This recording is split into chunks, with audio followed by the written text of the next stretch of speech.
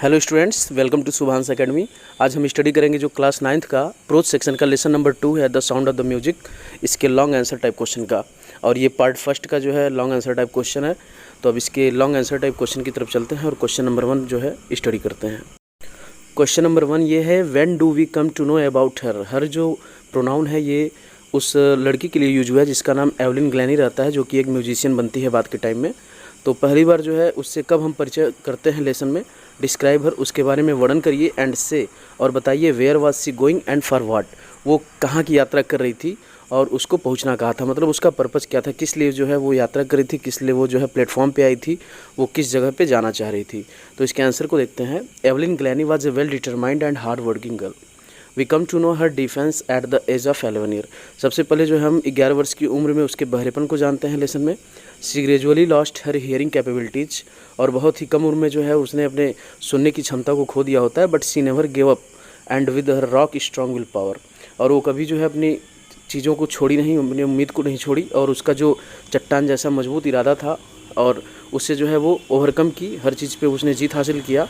Natures obstacle, जो कि उसके साथ प्राकृतिक दुर्घटना हुई थी, उसको जो है डेफनेस का वो शिकार हो गई थी। She took up music and captured most of the top awards of the Royal academy.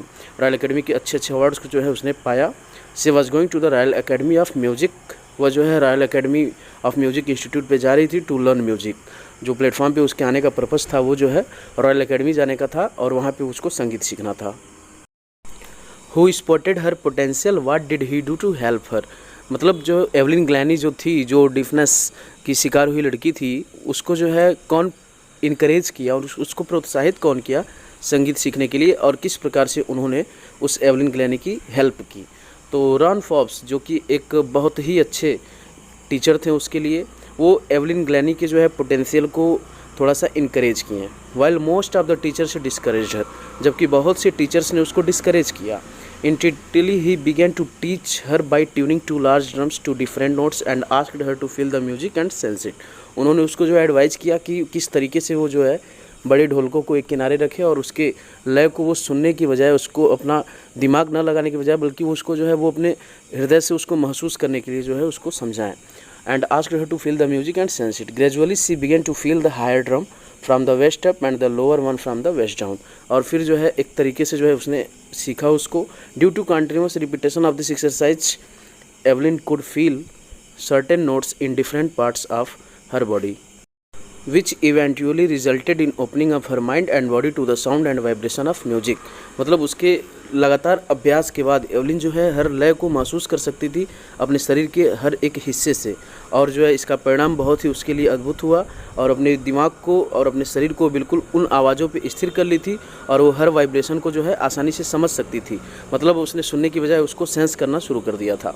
Question number 3 है, डिस्क्राइब एवलिन्स अचीवमेंट्स। अचीवमेंट्स को जो है डिस्क्राइब करना है एज ए परक्यूशनिस्ट, एक संगीतकार के रूप में, एक अच्छे संगीतकार के रूप में जो है उसके अचीवमेंट्स को जो है गिनाना है, हमको डिस्क्राइब करना है किस तरीके से जो है उसने जो है किन किन अचीवमेंट्स को पाया, कौन कौन से अवार्ड पाए।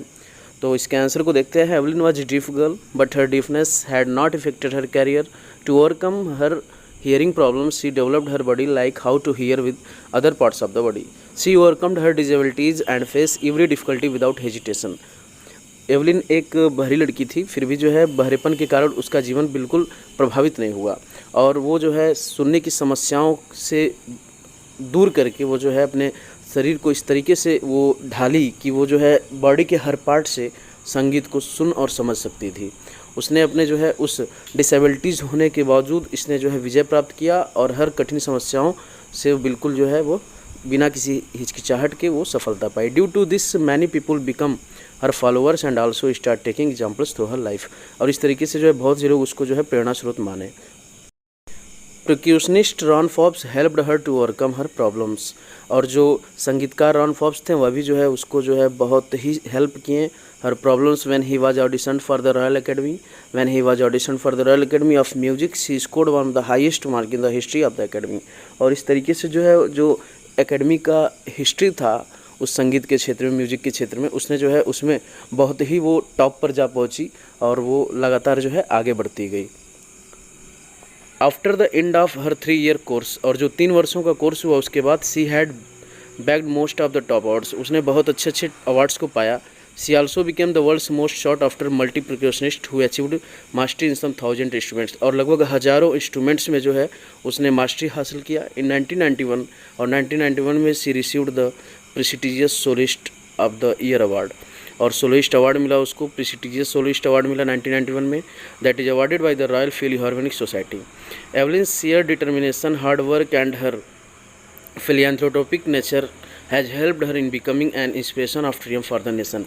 राष्ट्र के लिए एक प्रेरणा का वो जो है स्रोत बनी, अपने जो है दृढ़ इच्छा शक्ति से और अपने जो उसके सक्सेसफुल विचार थे होने के लिए, उस तरीके से जो है वो पूरे राष्ट्र के लिए एक प्रेरणा स्रोत बनी।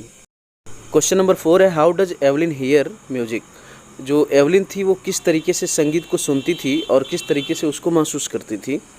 तो Evelyn heard music by sensing the notes in different parts of her body, अपने शरीर के अलग अलग हिस्सों से वो जो है म्यूजिक को समझती थी।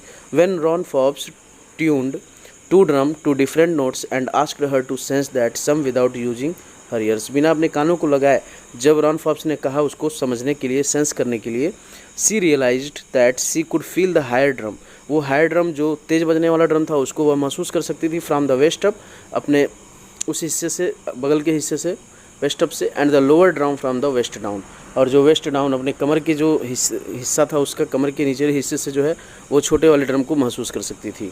ये उसका खुद का तरीका था किस तरीके से जो है, जैसे कि रॉन फॉब्स ने जब उसको एडवाइस किया तो उसको वो समझ सकती थी और सुन सकती थी, और इसी तरीके से जो है उसने संगीत को बहुत अच्छे से सीखा।